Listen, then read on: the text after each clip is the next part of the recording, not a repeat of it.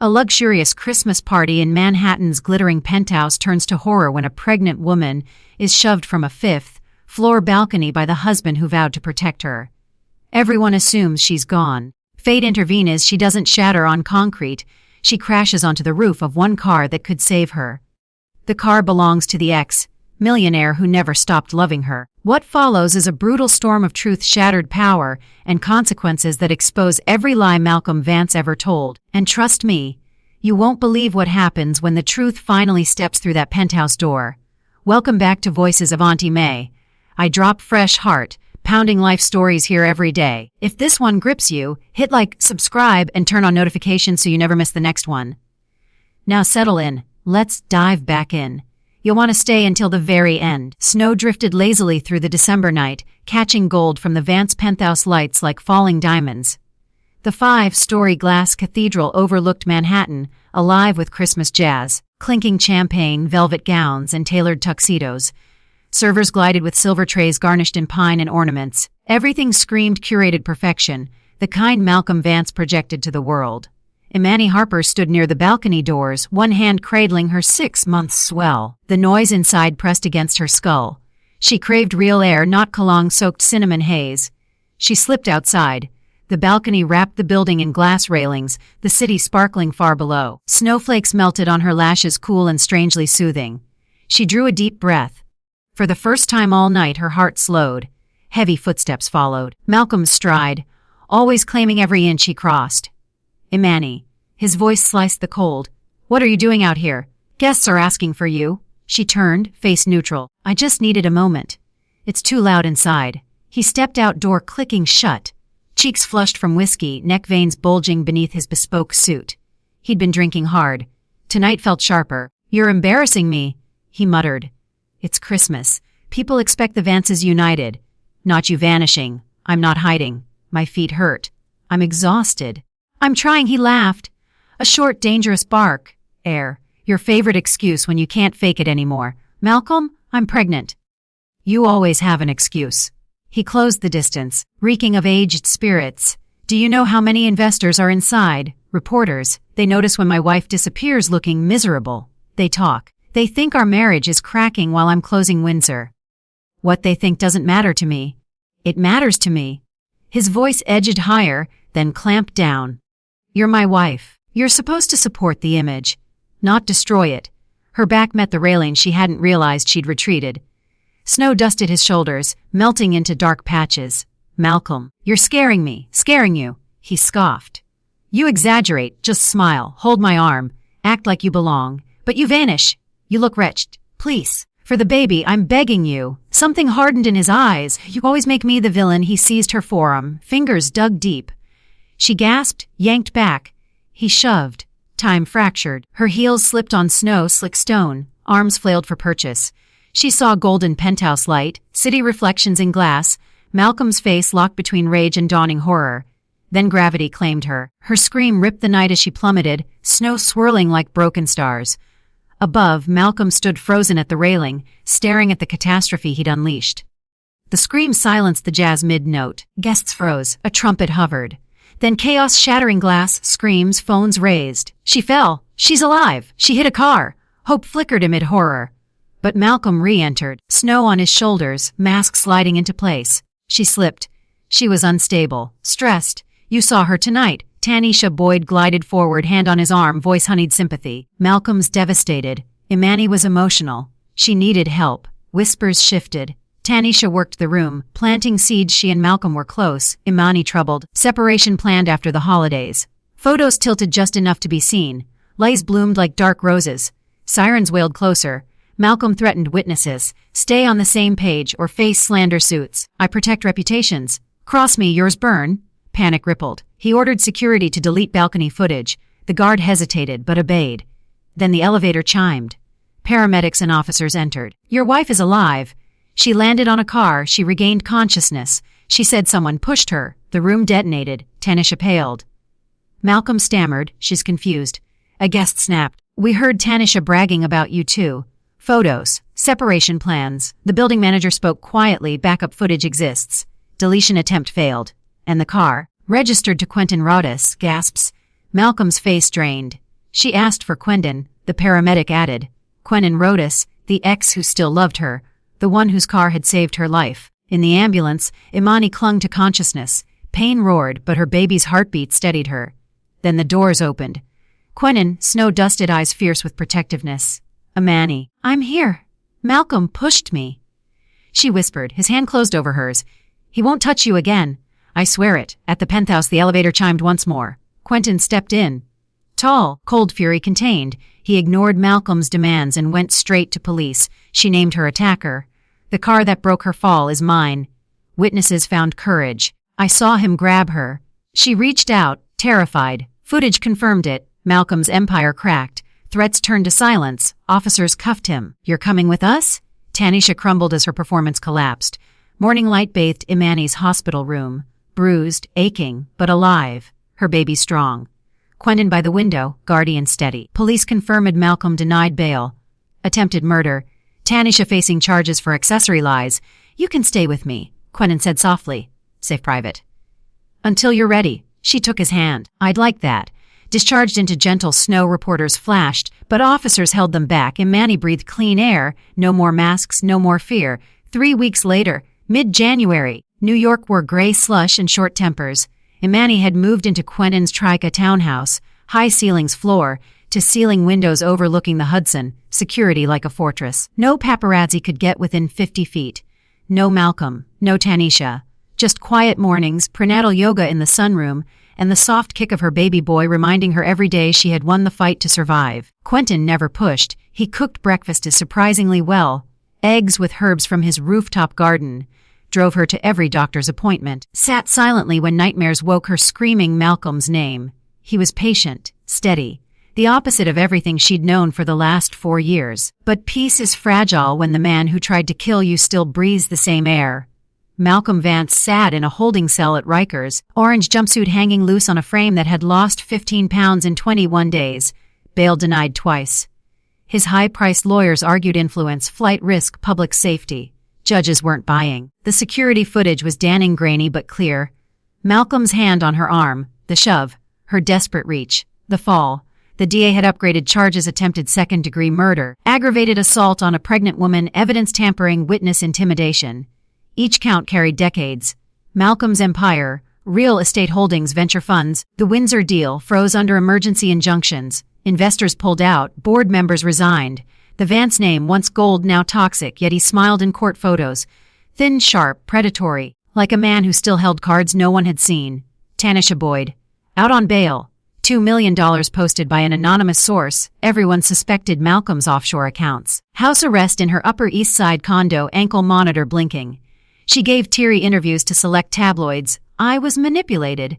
I believed Malcolm when he said Imani was unstable. Crocodile tears. Ratings gold. But the DA had texts, hundreds, between her and Malcolm, plans to handle Imani after the baby, suggestions of accidents.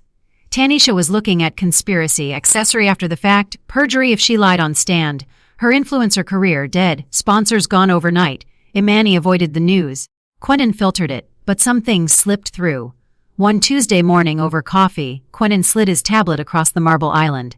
You should see this. A headline from the New York Post. Versus your vivi ingia b far diametidimus hie ams failsi memoe I from Uraman. Imani's mug went still midair. He's suing me. His lawyers are spinning it as postpartum psychosis, traumatic brain injury suggestibility. Saying your statement in the ambulance was coerced or imagined. They want the push reclassified as accidental, self-defense even, claiming you attacked him first. She laughed once, bitter, hollow. I was 6 months pregnant. He had both my arms. I know. Quentin's voice stayed even. But juries love doubt. And he's got money for experts. Character witnesses. Old friends who'll say you were erratic during the marriage. Imani set the mug down hard. Liquid sloshed. Then we fight. I want him to look me in the eye in that courtroom and hear me say it again. Out loud. In front of the world. Quentin studied her. You sure? Once you take the stand, they'll tear into your past. Your relationship with me. The breakup. Why you married him. Everything? I've hidden long enough. Her hand found her belly. This baby deserves to grow up knowing his mother didn't run. She stood. Quentin nodded once. Then we build the strongest case possible. I've already retained Elena Marquez. She's the best in violent crimes against women. She's reviewing the footage, medical records, witness lists. We're adding civil suits to battery, emotional distress, alienation of affection if we can prove coercion in the marriage. Imani exhaled. And the baby, I want full custody established before birth. No parental rights for him. Ever. Already in motion. Paternity test ordered. Court won't let him near the delivery room without it, but we're pushing for termination of rights based on violence. For the first time since the fall, Imani felt something fiercer than survival. Purpose. Across town, in a dimly lit conference room on the 42nd floor of a midtown tower, Malcolm met his new defense team. Lead attorney Victor Hale. Silver hair, shark eyes, known for getting the guilty off on technicalities. Hale dropped a thick folder. We have problems. Malcolm leaned back. Fix them. The footage is brutal, but not conclusive on intent. We can argue heat of passion, intoxication, momentary loss of control, not premeditated. We paint Imani as unstable. Depression, anxiety meds, history of panic attacks. We subpoena her medical records from before the marriage. Malcolm's lip curled. She'll claim I forced her into the marriage. Her father's business deal. My investment in Harper Industries. Hale smiled thinly. We flipped that. Say it was mutual benefit. She wanted the lifestyle, security for her family. We bring in witnesses who saw her happy, at galas, vacations, photos, social media from year one. And Quentin? Malcolm spat the name. Hale tapped the folder. The ex is your biggest liability. He's funding half her legal team, private security, media leaks. But we can use him, jailous ex. Obsessed. Perhaps he orchestrated the rescue, parked that car deliberately. Suggest motive for her to lie. Malcolm's eyes lit. I like that. We also found something interesting. Hale slid over a photo, grainy, from a private investigator, Imani and Quentin at a cafe 3 months before the party. Close. Hands touching across the table. She was seeing him behind my back. Possibly emotional affair. We don't know how far. But it plants reasonable doubt. Why call his name in the ambulance? Why land on his car? Coincidence or setup? Malcolm laughed, low, ugly. Perfect. Hale leaned in. One more thing, we need leverage. Something to make her back off the stand. Or settle. Malcolm steepled his fingers. Her father. Harper Industries is still leveraged to my funds. One call and I pull the line of credit. Bankruptcy within weeks. Hale raised an eyebrow. That's extortion territory. Call it business. Meanwhile, Imani's phone buzzed late one night. Unknown number. She almost ignored it. Then saw the text preview. Your father's company is hanging by a thread. One signature from me and it's gone. Think about the baby's future. Her blood ran cold. She showed Quentin. His jaw tightened. He's violating the restraining order just by contacting you. Through burner. Untraceable. Not to Elena. We document everything. File contempt charges, and we hit back harder. The next day, Imani met her father, Reginald Harper, for the first time since the fall. Coffee shop in Brooklyn, neutral ground. He looked older. Tired. Guilty. Baby girl. Don't. Her voice steel. You sold me to him. For a bailout. You knew what he was. Reginald stared at his hands. I thought stability. Security. I was wrong. You were desperate. And I paid for it. Tears in his eyes. He called yesterday. Threatened to bankrupt us unless I convince you to drop charges. Say it was an accident.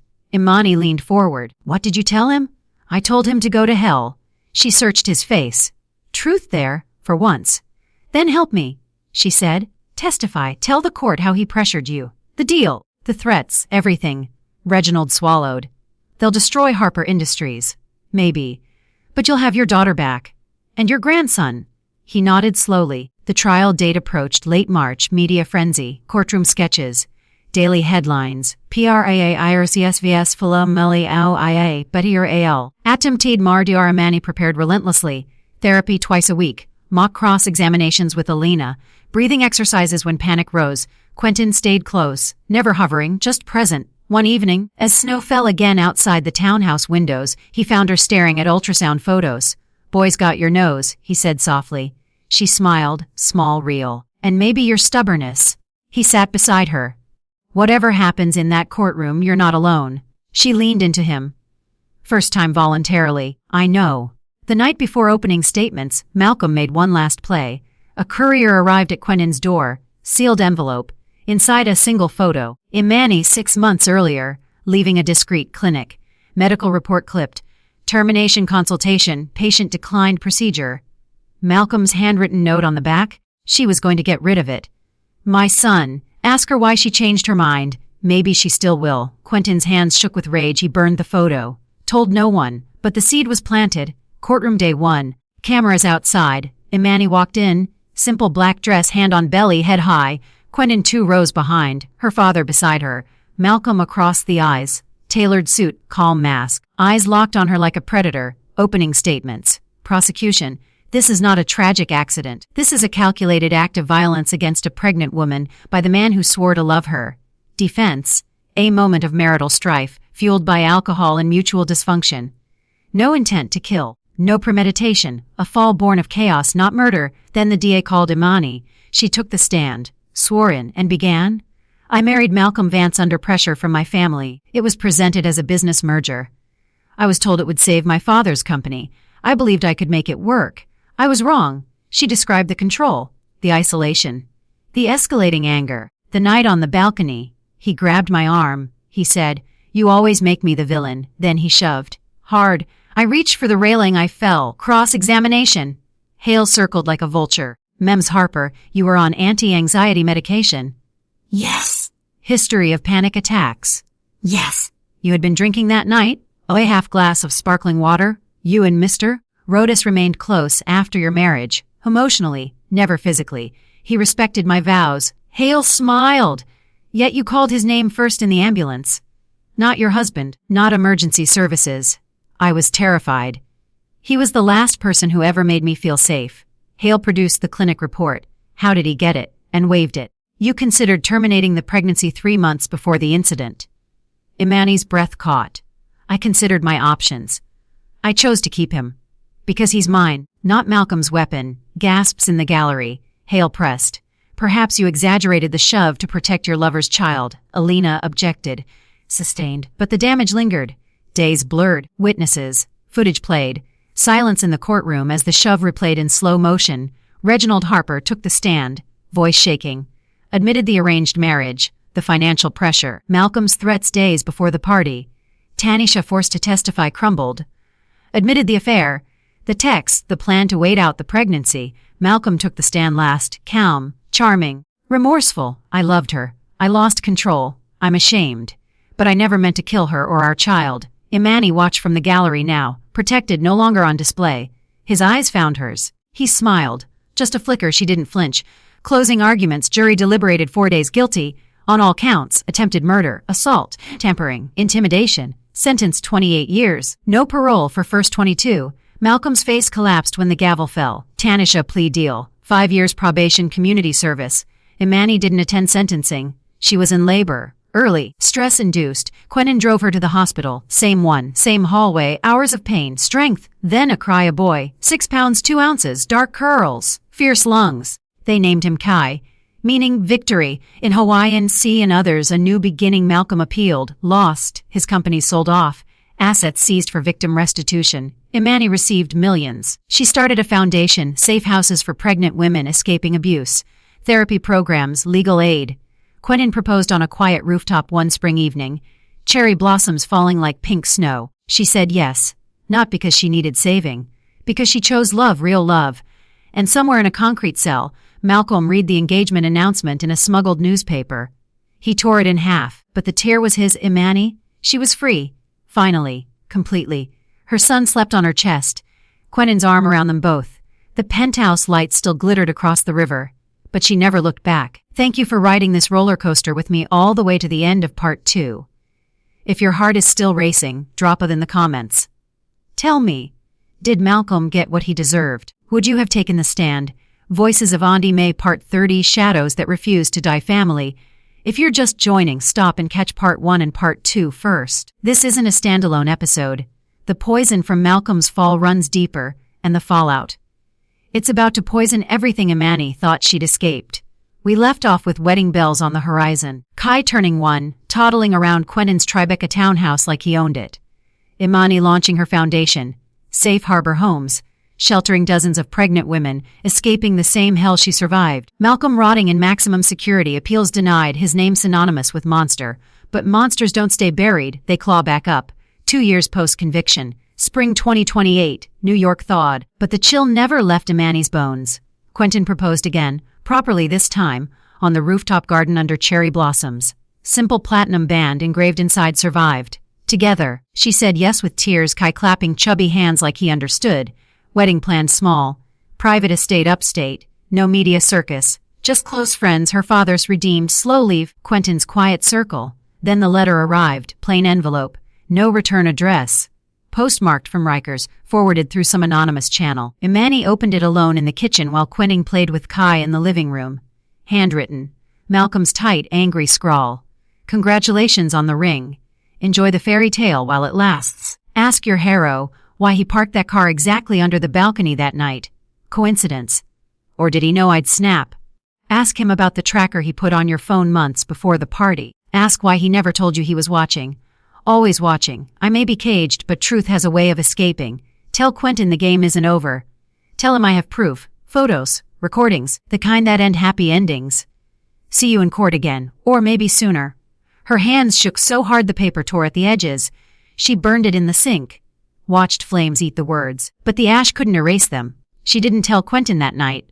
Or the next. Fear crept back. The old kind, the kind that whispered she wasn't safe. Never would be. But doubt.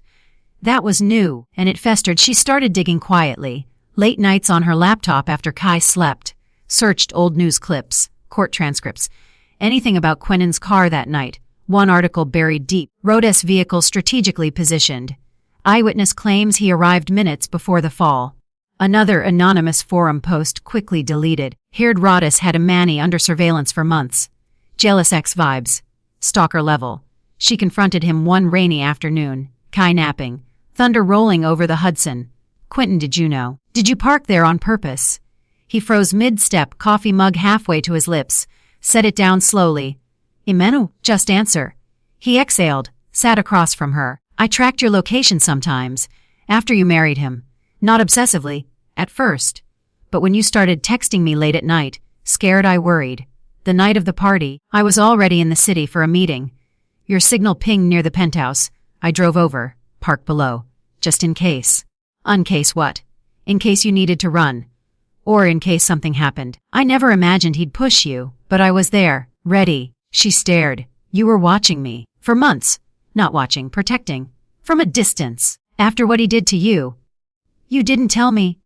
I didn't want to scare you more. You were already trapped. I thought, if I stayed in the shadows, I could pull you out when the time came. Tears burned her eyes. You let me fall in love with a savior who was spying on me. I love you. I've always loved you. That never stopped. She stood. Rain streaked the glass like tears. I need space. He didn't argue. Packed a bag for himself and Kai. Went to his Hamptons place for the weekend. Alone in the townhouse, Imani felt the walls close in.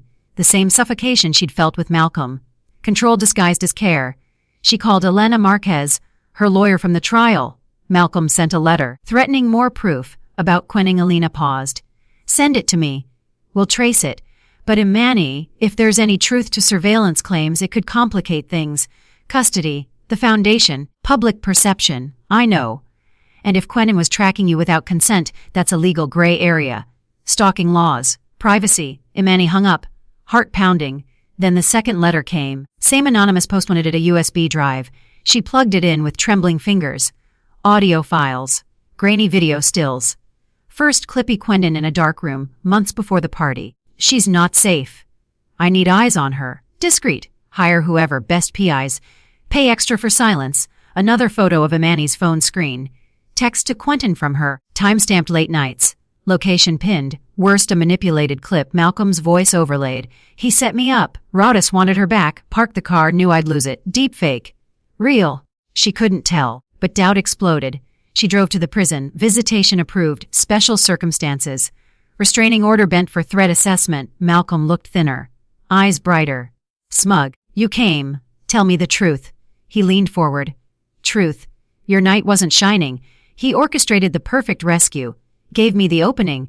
Pushed me to the edge knowing he'd catch you. Hero narrative. Media gold. You fall in love again. He wins. Please? Proofs on the drive. Ask him about the payments to the PI firm. Rhodes Ventures funneled cash through shell companies. Ask why the car had reinforced hood mods weeks before. Bulletproof glass disguised as luxury. She stood. You're rotting here. This changes nothing. He smiled. It changes everything. File for divorce before the wedding. Or I release it all. Your foundation crumbles. Sponsors flee. Kai grows up with 2 monsters for parents. She left without another word. Back home. Quentin waited on the steps, Kai asleep in his arms. Why need to talk? Inside, lights low. She played the clips. Quentin watched. Face unreadable. When it ended, I hired protection. Yes, because I knew he was dangerous. I never intended harm. I never tampered with anything. The car standard. Coincidence on positioning. Fate. Or luck. But you didn't tell me? I was ashamed. Thought you'd see it as obsession. She whispered. I do. Silence stretched. Then, I'll step back. If that's what you need. For Kai. For you. She shook her head. No. We face this together. Or not at all. They hired independent forensics. Results clips altered. Deepfakes confirmed. Malcolm's prison contacts had access to AI tools smuggled in. Payments real, but for legitimate security consulting after the fall, not before. Pay firm. Hired post-marriage, when Imani first confided fears. Not pre-party. Car mods. Factory standard for his model. Malcolm's bluff. Desperate play from a dying empire, but the damage lingered. Trust cracked. Imani postponed the wedding. Needed time. Quentin moved out fully. Co-parented Kai seamlessly. No drama. She testified at Gale hearing. New charges: harassment from prison, attempted extortion, parole denied. Additional 10 years tacked on. Malcolm broke. Last letter apology. No, just rage. You won, enjoy it while it lasts. Imani burned that one too. Years passed. Kai grew, smart, kind, fearless. Asked about the bad man once. Imani told him truth gently. Some people hurt because they're hurt. But we choose kindness. Quentin never pushed. Visited daily. Cooked dinners, read bedtime stories. One evening, 5 years after the fall, Christmas again, snow falling soft, Imani found him on the rooftop. Same spot he'd proposed. She handed him the ring, the one she'd kept. Put it back on. He looked up, eye shining. You sure? No more shadows. No more secrets. Just us. He slipped it on, kissed her under falling snow. Kai ran up, laughing. Mommy and Daddy. They held him between them. The penthouse lights twinkled far across the river. Malcolm, still inside. Forgotten. Imani free. Truly.